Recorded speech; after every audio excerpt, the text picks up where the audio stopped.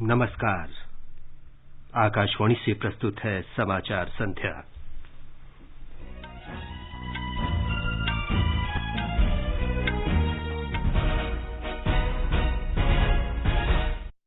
प्रधानमंत्री ने आत्मनिर्भर भारत का संकल्प दोहराया।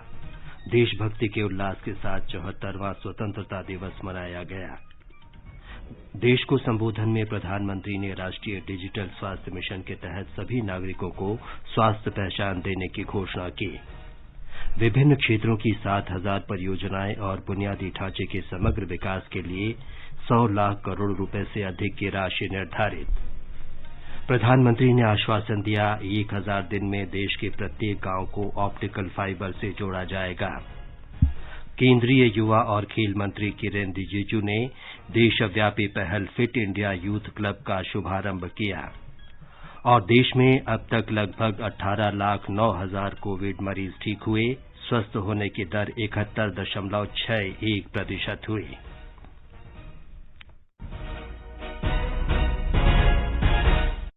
समाचार संध्या में अपने सहयोगी वीरेंद्र कौशिक के साथ मैं विमलेंदु पांडे। प्रधानमंत्री नरेंद्र मोदी ने कहा है कि भारत को आत्मनिर्भर बनना चाहिए और घरेलू तथा वैश्विक बाजार में उत्पादन के लिए अपने व्यापक प्राकृतिक संसाधनों का इस्तेमाल करना चाहिए। देश के 74वें स्वतंत्रता दिवस के अवसर पर लाल किले की प्राचीर से राष्ट्र को संबोधित करते हुए श्री मोदी ने कहा कि देशवासियों ने आत्मनिर्भर भारत बनाने का संकल्प लिया है। कोरोना वैश्विक महामारी के बीच 130 करोड़ भारतीयों ने संकल्प लिया। संकल्प आत्मनिर्भर बनने का। और आत्मनिर्भर भारत आज हर हिंदुस्तान के मन मस्तिष्क को में छाया हुआ है। आत्मनिर्भर भारत ये सपना संकल्प में परिवर्तित देख रहे हैं। आत्मनिर्भर भारत ये एक प्रकार से शब्द नहीं, ये आज 130 करोड़ देशवासियों के लिए मंत्र बन गया है।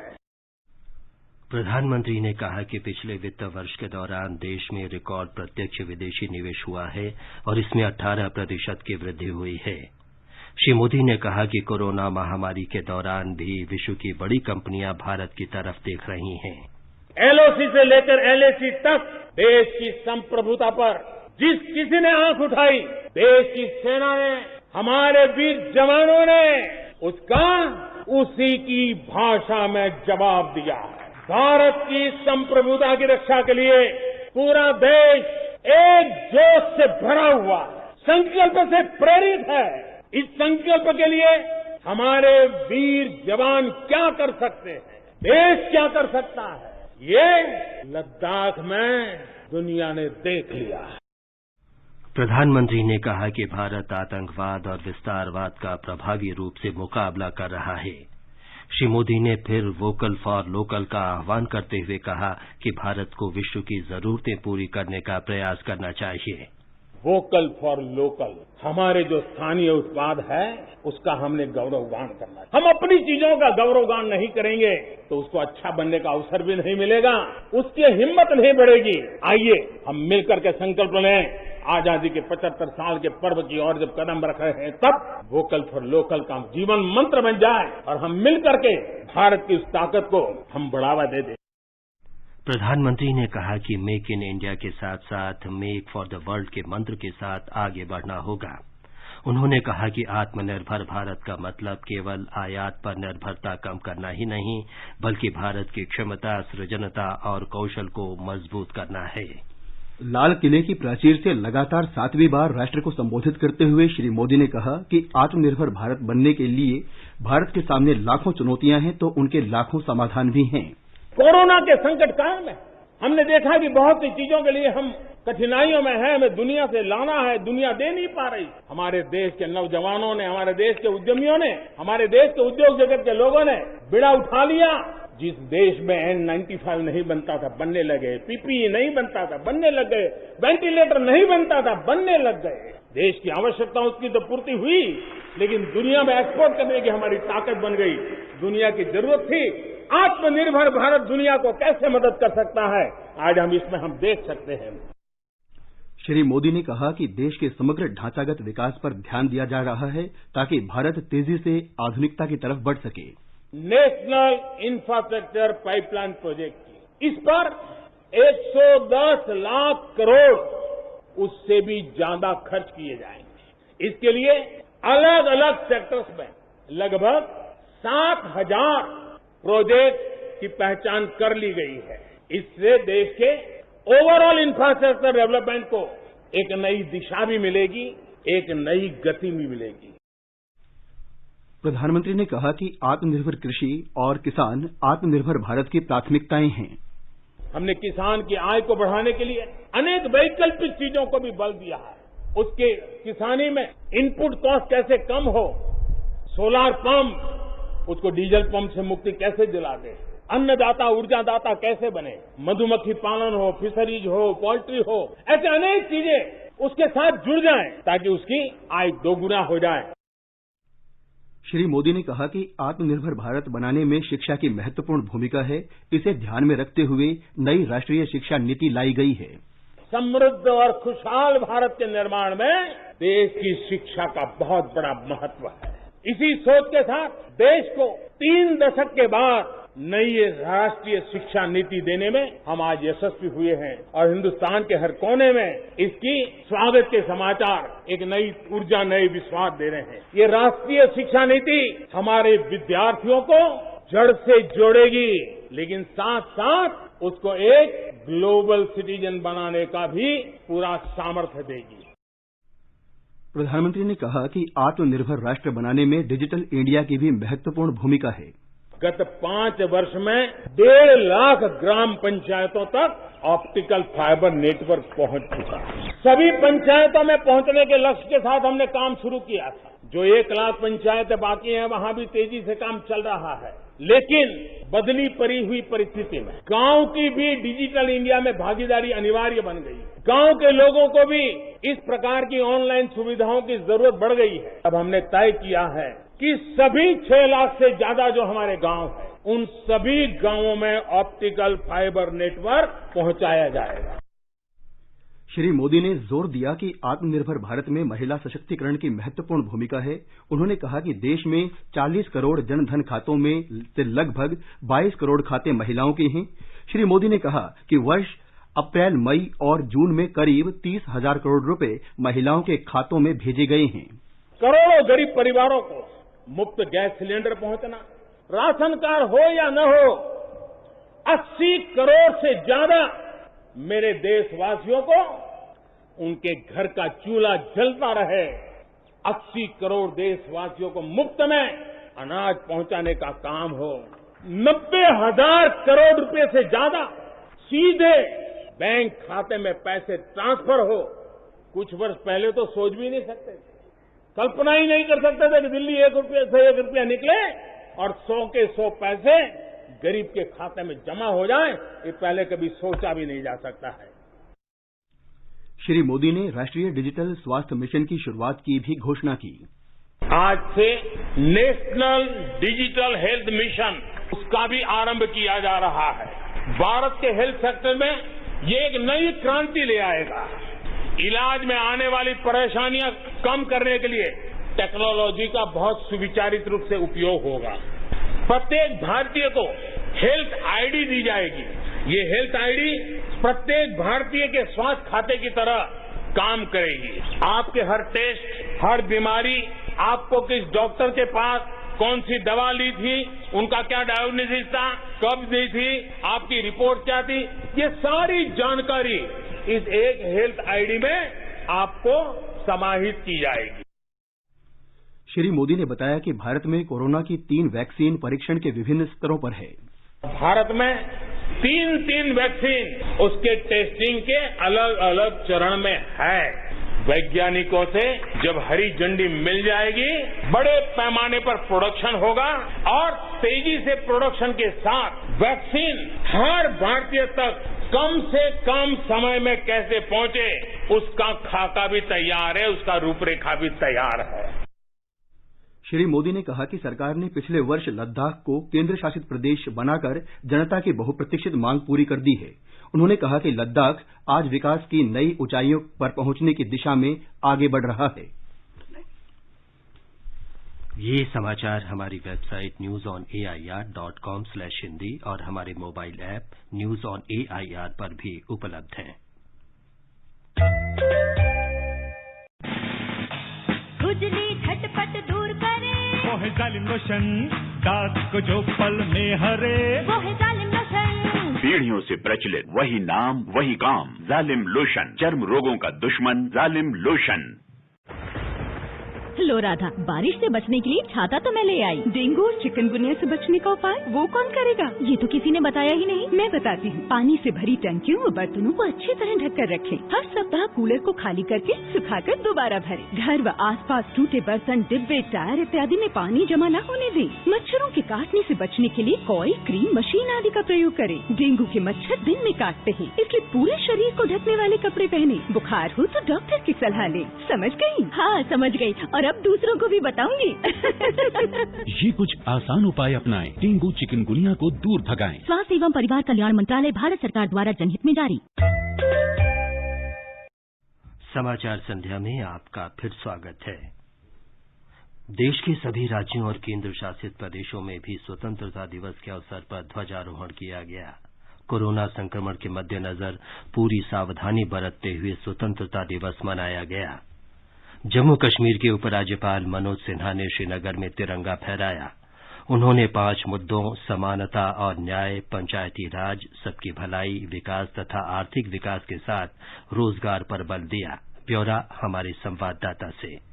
74वें स्वतंत्रता दिवस समारोह के अवसर पर आज श्रीनगर के शेर कश्मीर क्रिकेट स्टेडियम में उपराज्यपाल मनोज सिन्हा ने तिरंगा फहराया। अपने संदेश में उपराज्यपाल ने जम्मू कश्मीर में विकास, शांति और सामाजिक सद्भाव पर जोर दिया। उन्होंने कहा कि एंटी करप्शन ब्यूरो को शासन की एक पारदर्शी प्रणाली बनाने के लिए मजबूत किया जाएगा, जो समाज के हाशिए और कमजोर वर्गों को सशक्त बनाने के लिए समर्पित होगा। उपराज्यपाल ने जम्मू कश्मीर के लोगों से महामारी के प्रसार को रोकने के प्रयास में प्रशासन के दिशा निर्देशों का पालन करने के लिए भी अपील की है। उन्होंने कहा कि जैसे ही कोविड-19 महामारी का निर्वाह होगा, पंचायतों के खाली पदों को शासन के तीसरे सत्र की स्थापना के लिए भी भर दिया जाएगा और जम्मू कश्मीर में जिला स्तर पर पंचायती राज स्थापित होगा। आकाशवाणी समाचार के लिए श्रीनगर से मैं सुनील कौल। सिक्किम में स्वतंत्रता दिवस समारोह गंगटोक के पास मनन केंद्र में आयोजित किया गया। मुख्यमंत्री PS तमांग ने राष्ट्रीय ध्वज फहराया और सलामी ली। कोविड-19 की स्थिति के कारण केंद्र सरकार के दिशा निर्देशों का समारोह में पालन किया गया।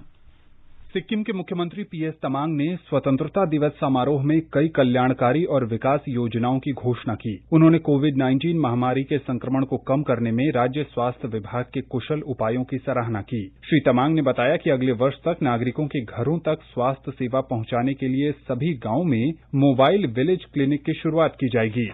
श्री तमांग ने ग्रामीण और शहरी क्षेत्रों में उद्यमशीलता के समान अवसर उपलब्ध कराने के लिए कुशल युवा स्टार्टअप योजना की भी घोषणा की। मुख्यमंत्री ने कुछ IT परियोजनाओं की भी घोषणा की। कृषि कार्य को बढ़ावा देने के लिए सरकार अन्य प्रोत्साहन के साथ ही बिना गारंटी के 3 लाख रुपए तक का ऋण प्रदान करेगी। मुख्यमंत्री ने सिक्किम महिला पुलिस स्पेशल टास्क फोर्स बनाने की भी घोषणा की। गैंगटॉक से पारिजात शर्मा की रिपोर्ट के साथ समाचार कक्ष से मैं आनंद श्रीवास्तव। मध्य प्रदेश के मुख्यमंत्री शिवराज सिंह चौहान ने स्वतंत्रता दिवस के अवसर पर भोपाल के मोतीलाल नेहरू स्टेडियम में राष्ट्रीय ध्वज फहराया और परेड की सलामी ली। इस अवसर पर राजधानी भोपाल के मोतीलाल नेहरू स्टेडियम में आयोजित राज्य स्तरीय स्वतंत्रता दिवस समारोह में मुख्यमंत्री शिवराज सिंह चौहान ने तिरंगा फहराया और परेड की सलामी ली। इस अवसर पर श्री चौहान ने कहा कि राज्य में प्रत्येक व्यक्ति को स्वावलंबी बनाने के प्रयास किए जा रहे हैं। इसके पहले मुख्यमंत्री श्री चौहान ने आज शौर्य स्मारक पहुंचकर पुष्पचक्र अर्पित कर स्वातंत्र्य वीर शहीदों को नमन किया। उन्होंने यहां भारत माता की 37 फीट ऊंची कांस्य प्रतिमा का अनावरण भी किया। परितोष दीक्षित, आकाशवाणी समाचार, भोपाल। आंध्र प्रदेश में मुख्यमंत्री YS जगनमोहन रेड्डी ने आज विजयवाड़ा के इंदिरा गांधी म्यूनिसिपल स्टेडियम में स्वतंत्रता दिवस के अवसर पर राष्ट्रीय ध्वज फहराया। तमिलनाडु के मुख्यमंत्री E पलानीसामी ने आज चेन्नई में सेंट जॉर्ज के प्राचीर पर राष्ट्रीय ध्वज फहराया। उत्तराखंड में स्वतंत्रता दिवस समारोह धूमधाम और हर्षोल्लास से मनाया गया। मुख्य समारोह देहरादून में पुलिस लाइन में आयोजित किया गया। मुख्यमंत्री त्रिवेंद्र सिंह रावत ने राष्ट्रीय ध्वज फहराया। हिमाचल प्रदेश में आज पूरे हर्षोल्लास से 74वां स्वतंत्रता दिवस मनाया गया। राज्य स्तर के स्वतंत्रता दिवस समारोह के कुल्लू के ढालपुर मैदान में मुख्यमंत्री जयराम ठाकुर ने राष्ट्रीय ध्वज फहराया। विदेशों में देश का स्वतंत्रता दिवस मनाने के समाचार मिले हैं। श्रीलंका और बांग्लादेश में भारतीय समुदाय ने स्वतंत्रता दिवस मनाया। इस दौरान आयोजित समारोह में राष्ट्रपति के राष्ट्र के संबोधन के अंश पढ़े गए। विश्व के अनेक नेताओं ने स्वतंत्रता दिवस पर प्रधानमंत्री नरेंद्र मोदी को फोन पर बधाई दी है। प्रधानमंत्री ने इन सभी नेताओं का आभार प्रकट किया है। श्री मोदी ने कहा कि इस्राएल के प्रधानमंत्री बेन्यामिन नेतन्याहू का भारत के प्रति विशेष सद्भाव स्पष्ट है और भारत को इस्राएल के साथ संबंधों पर गर्व है। श्री मोदी ने भूटान के प्रधानमंत्री डॉक्टर लोते त्शेरिंग भूटान नरेश और वहां की जनता को भारत के साथ भूटान की अद्वितीय और विश्वसनीय मैत्री के लिए भी धन्यवाद दिया। श्री मोदी ने श्रीलंका के राष्ट्रपति गोताबाया राजपक्ष और प्रधानमंत्री महिंदा राजपक्से से कहा कि भारत के लोग श्रीलंका के भाइयों बहनों की शुभकामनाओं को महत्वपूर्ण मानते हैं। श्री मोदी ने मालदीव के राष्ट्रपति इब्राहिम मोहम्मद सालेह से कहा कि दोनों देशों के बीच मित्रता से हिंद महाराष्ट्र क्षेत्र के विकास में योगदान जारी रहेगा। ऑस्ट्रेलिया के प्रधानमंत्री स्कॉट मॉरिसन का आभार प्रकट करते हुए श्री मोदी ने कहा कि वो श्री मॉरिसन के इस विचार से पूरी तरह सहमत हैं कि दोनों देशों के संबंध विश्वास, सम्मान और साझा मूल्यों पर आधारित हैं। श्री मोदी ने नेपाल के प्रधानमंत्री के.पी. शर्मा ओली को धन्यवाद देते हुए कोविड महामारी से निपटने के लिए नेपाल को सहायता की पेशकश की। उपराष्ट्रपति एम वेंकैया नायडू ने देशवासियों को स्वतंत्रता दिवस की शुभकामनाएं दी हैं। श्री नायडू ने देश को आजादी दिलाने वाले स्वतंत्रता सेनानियों का स्मरण किया। रक्षा मंत्री राजनाथ सिंह ने कहा कि सरकार रक्षा बलों का मनोबल ऊंचा रखने और उनकी संचालन आवश्यकताएं पूरी करने के लिए सब कुछ कर रही है। उन्होंने कहा कि देश की सेनाएं राष्ट्र की रक्षा में सबसे आगे खड़ी हैं। गृह मंत्री अमित शाह ने आज स्वतंत्रता दिवस के अवसर पर देश के स्वतंत्रता सेनानियों और वीर सैनिकों का स्मरण किया। ट्वीट संदेश में श्री शाह ने कहा कि उन्हें गर्व है कि प्रधानमंत्री नरेंद्र मोदी स्वतंत्र, सुदृढ़ और सक्षम भारत बनाने के स्वाधीनता सेनानियों के सपने को साकार कर रहे हैं। कांग्रेस की कार्यवाहक अध्यक्ष सोनिया गांधी ने स्वतंत्रता दिवस पर देश को बधाई दी है। केंद्रीय पर्यावरण और वन मंत्री प्रकाश जावड़ेकर ने पर्यावरण के बारे में प्रधानमंत्री की घोषणा का स्वागत किया है।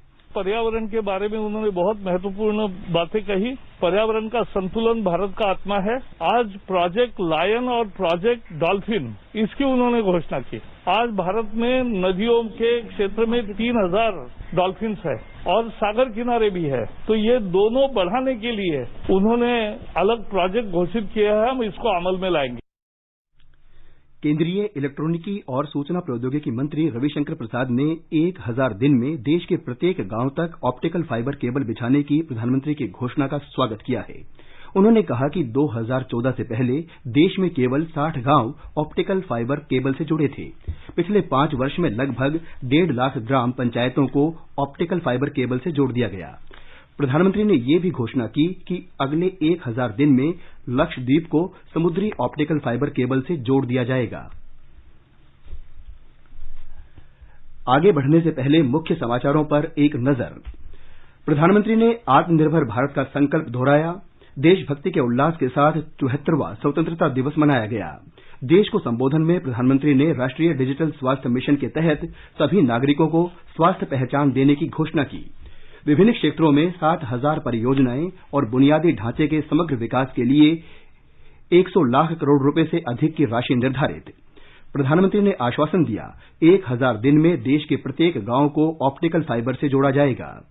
केंद्रीय युवा और खेल मंत्री किरेन रिजिजू ने देशव्यापी पहल फिट इंडिया यूथ क्लब का शुभारंभ किया। देश में अब तक लगभग 18,09,000 कोविड मरीज ठीक हुए। स्वास्थ्य दर 71.61% हुई। देश में एक दिन में रिकॉर्ड 57,000 से अधिक कोविड मरीज ठीक हुए हैं। इसके साथ ही संक्रमण से स्वस्थ लोगों की संख्या 20 लाख के और करीब पहुंच गई है। अब तक 18,08,936 मरीज ठीक हो चुके हैं। स्वस्थ होने की दर 71.61% है। मृत्यु दर निरंतर और स्थिर रूप से घट रही है। अब कोविड मृत्यु दर 1.94% है। स्वास्थ्य मंत्रालय के अधिकारी ने बताया कि पिछले 24 घंटों के दौरान 65,002 लोग संक्रमित हुए। इसके साथ ही संक्रमित व्यक्तियों की कुल संख्या 25,26,193 हो गई है। इनमें से 6,68,220 व्यक्तियों का इस समय इलाज चल रहा है। एक दिन में 996 लोगों की मृत्यु हो गई। अब तक 49,036 लोगों की संक्रमण से मृत्यु हुई है।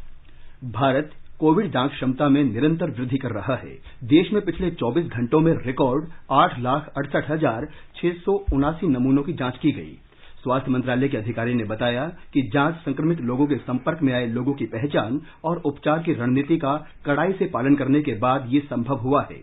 देश में जांच प्रयोगशालाओं की संख्या बढ़ने के कारण ये सफलता मिली है।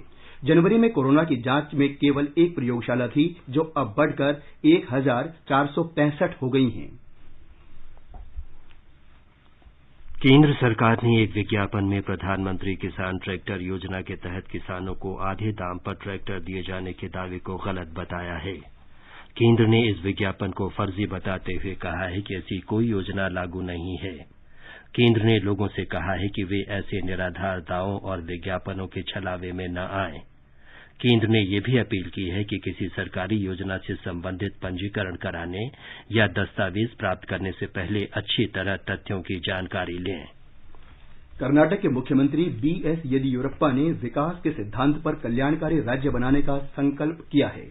उन्होंने स्वतंत्रता दिवस के अवसर पर बेंगलुरु में कहा कि कोविड-19 के कारण बड़ी चुनौतियां सामने आई हैं। कोरोना वायरस के फैलाव को रोकने के लिए लॉकडाउन एकमात्र समाधान नहीं है। स्वातंत्रोत्सव भाषण में मुख्यमंत्री बीएस येडियुरप्पा ने कहा कि सरकार ने किसानों को उनके फसल के लिए अच्छे दाम दिलवाने के उद्देश्य से 3,175 करोड़ रुपए देकर मूंग, तूर दाल, मूंगफली इत्यादि पदार्थ खरीदे हैं। इससे 5.82 लाख किसानों को अच्छे दाम प्राप्त हुए हैं। आयुष्मान भारत योजना के तहत 1.31 करोड़ लोगों को आरोग्य कार्ड दिए गए हैं, जिससे 8.5 लाख लोगों को लाभ पहुंचा है। महात्मा गांधी राष्ट्रीय ग्रामीण उद्योग गारंटी एक्ट के तहत 1,856 करोड़ रुपए वेतन दिए गए। सुधींद्र, आकाशवाणी समाचार, बेंगलुरु।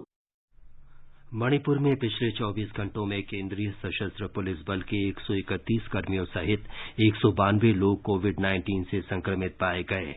78 रोगियों को आरटी-पीसीआर जांच में नेगेटिव पाए जाने के बाद अस्पतालों और कोविड केयर सेंटर से छुट्टी दे दी गई। मणिपुर में कुल पॉजिटिव मामलों की संख्या 4,390 हो गई है, जिनमें 1,081 केंद्रीय सुरक्षाकर्मी हैं। अस्पतालों में स्वस्थ होने के बाद छुट्टी दिए जाने वालों की कुल संख्या 2,438 है, जबकि सक्रिय मामले 1,939 हैं। इस समय राज्य की स्वस्थ होने की दर 55.53% है। मध्य प्रदेश में कोरोना संक्रमित लोगों का आंकड़ा लगभग 44,000 पहुंच गया है। अब तक राज्य में 33,000 से अधिक लोग स्वस्थ हुए हैं। आज भोपाल में कोरोना के 153 नए मामले सामने आए। राज्य में इस वायरस से संक्रमित लोगों की संख्या करीब 8,500 हो गई है। ये समाचार हमारी वेबसाइट newsonair.com/hindi और हमारे mobile app news on AIR पर भी उपलब्ध हैं। तैयार तो हूँ मैं माँ बनने के लिए, और फिर से तुम्हारी दुल्हन बनने के लिए। प्रसव पश्चात IUCD यानी PP-IUCD डिलीवरी के तुरंत बाद अपनाने से आप बच्चों के बीच 3 साल का अंतर रख सकते हैं। सुरक्षित और भरोसेमंद। इससे आपको मिले बच्चे और पति को प्यार करने की पूरी आजादी। प्रसव पश्चात IUCD अपनाओ और दोनों रिश्ते निभाओ। ये आकाशवाणी है। उपराष्ट्रपति एम वेंकैया नायडू ने कहा है कि भारत को 2022 तक हर दृष्टि से आत्मनिर्भर होना चाहिए। श्री नायडू ने फेसबुक पोस्ट में जोर देकर कहा कि प्रत्येक नागरिक की शिक्षा, रोजगार, स्वास्थ्य सुविधाएं, भोजन, पेयजल और स्वच्छता तक पहुंच होनी चाहिए। उन्होंने ये भी कहा कि 2022 तक भारत में कोई भी व्यक्ति बेघर नहीं रहना चाहिए। उपराष्ट्रपति ने कहा कि युवाओं को कुशल बनाकर हम युवा आबादी का लाभ उठा सकते हैं। उन्होंने कहा कि हमें गरीबी उन्मूलन, सामाजिक और स्त्री पुरुष के बीच असमानता समाप्त करने और भ्रष्टाचार उन्मूलन के लिए नई ऊर्जा और संकल्प के साथ काम करना चाहिए। उन्होंने जोर दिया कि अब हमें अंत्योदय और सर्वोदय के मुख्य सिद्धांतों के आधार पर कार्य करना चाहिए। केंद्रीय युवा कार्य और खेल मंत्री किरेन रिजिजू ने स्वतंत्रता दिवस के अवसर पर पूरे देश में फिटनेस को बढ़ावा देने के लिए फिट इंडिया यूथ क्लब की शुरुआत की। प्रधानमंत्री नरेंद्र मोदी के फिट इंडिया कार्यक्रम के तहत शुरू फिट इंडिया यूथ क्लब अभियान का लक्ष्य युवाओं को फिटनेस के बारे में जागरूक करना है। फिट इंडिया यूथ क्लब से नेहरू युवा केंद्र संगठन और राष्ट्रीय सेवा योजना के 75 लाख स्वयंसेवक, स्काउट और गाइड्स, एनसीसी कैडेट और अन्य युवा संगठन जुड़े हैं। महाराष्ट्र के मुख्यमंत्री उद्धव ठाकरे ने कहा है कि राज्य सरकार ने करीब 29.5 लाख किसानों को उनके बैंक खातों में 18,980 करोड़ रुपए जमा कर उन्हें ऋण मुक्त किया है। दक्षिण मुंबई में स्वतंत्रता दिवस के अवसर पर झंडा फहराने के बाद श्री ठाकरे ने यह भी कहा कि राज्य सरकार किसानों और श्रमिक वर्ग पर ध्यान केंद्रित कर महाराष्ट्र को कल्याणकारी राज्य में बदलने का प्रयास कर रही है। एक रिपोर्ट। मुख्यमंत्री उद्धव ठाकरे ने बताया कि किसानों को महात्मा ज्योतिराव फुले किसान कर्ज मुक्ति योजना के तहत ऋण मुक्त किया गया है और इस साल सरकार ने 418.8 क्विंटल कपास की खरीदी की है, जो कि पिछले 10 वर्षों में सर्वाधिक है। श्री ठाकरे ने कहा कि करीब 67,300 औद्योगिक इकाइयों ने सरकार द्वारा प्रस्ताव को अनलॉक करने की प्रक्रिया के बाद परिचालन शुरू कर दिया है। उन्होंने महाजॉब पोर्टल के बारे में भी उल्लेख किया, जो यह सुनिश्चित करेगा कि स्थानीय मराठी लोगों को रोजगार मिले। मुख्यमंत्री ने कोविड-19 योद्धाओं की प्रशंसा की। इस बीच भारतीय तटरक्षक बल और मरीन पुलिस ने आज सुबह महाराष्ट्र तट से दूर आईसीजी जहाजों पर संयुक्त तटीय गश्ती अभियान चलाया। सोनाली घड़ियाल पाटिल, आकाशवाणी समाचार, मुंबई। और अब एक नजर कल के मौसम के पूर्वानुमान पर। राष्ट्रीय राजधानी दिल्ली में आमतौर पर बादल छाए रहेंगे और कुछ स्थानों पर बूंदाबांदी हो सकती है। न्यूनतम तापमान 27 और अधिकतम 34 डिग्री सेल्सियस के आसपास रह सकता है। मुंबई में बादल छाए रहेंगे और तेज बारिश हो सकती है। न्यूनतम तापमान 26 और अधिकतम 30 डिग्री सेल्सियस के आसपास बना रहेगा। चेन्नई में आंशिक रूप से बादल छाए रहेंगे। तापमान 26 और 32 डिग्री सेल्सियस के बीच रहने के आसार हैं। कोलकाता में गरज के साथ छींटे पड़ने की संभावना है। न्यूनतम तापमान 27 और 33 डिग्री सेल्सियस के बीच रहने का अनुमान है। उत्तर भारत में केंद्र शासित प्रदेश जम्मू कश्मीर के जम्मू में न्यूनतम तापमान 26 डिग्री जबकि अधिकतम तापमान 34 डिग्री सेल्सियस के आसपास रह सकता है। शहर में आंशिक रूप से बादल छाने और गरज के साथ वर्षा होने का अनुमान है। श्रीनगर में न्यूनतम तापमान 20 जबकि अधिकतम 35 डिग्री सेल्सियस रह सकता है। शहर में आमतौर पर आसमान साफ रहेगा। लद्दाख में आसमान साफ रहेगा, लेकिन शाम या रात को आंशिक रूप से बादल छा सकते हैं। तापमान 19 और 32 डिग्री सेल्सियस के बीच रहने का अनुमान है। गिलगित में तापमान 20 से 40 डिग्री सेल्सियस के बीच रहेगा और आसमान साफ रहेगा। मुजफ्फराबाद में आंशिक रूप से बादल छाए रहेंगे और गरज या आंधी के साथ बरसात होने की संभावना है। तापमान 22 और 37 डिग्री के बीच रहने का अनुमान है। समाचार कक्ष से मनीषा खन्ना। राष्ट्रपति रामनाथ कोविंद ने पारसी नव वर्ष पर लोगों को विशेष रूप से पारसी भाई बहनों को बधाई दी है। पारसी नव वर्ष की पूर्व संध्या पर अपने संदेश में राष्ट्रपति ने कहा कि नव वर्ष का दिवस पारसी समुदाय के लिए प्रार्थना, उत्साह और उल्लास का अवसर होता है। उन्होंने कहा कि ये त्योहार हमें जरूरतमंद लोगों को सहायता देने और घरों, कार्यस्थलों और पास पड़ोस के स्वच्छ रखने के संदेश देता है। उन्होंने कहा कि राष्ट्र निर्माण और विकास में पारसी समुदाय का योगदान हम सब के लिए प्रेरणा और गर्व का विषय है। श्री कोविंद ने आशा व्यक्त की कि विचारों, शब्दों और कार्यों में नेक आदर्शों पर आधारित पारसी समुदाय का ये त्योहार हम सबको जीवन में सकारात्मकता लाने और आपसी सद्भाव के जरिए हमारे सामाजिक जीवन में आगे बढ़ने की प्रेरणा देगा। अंत में मुख्य समाचार एक बार फिर।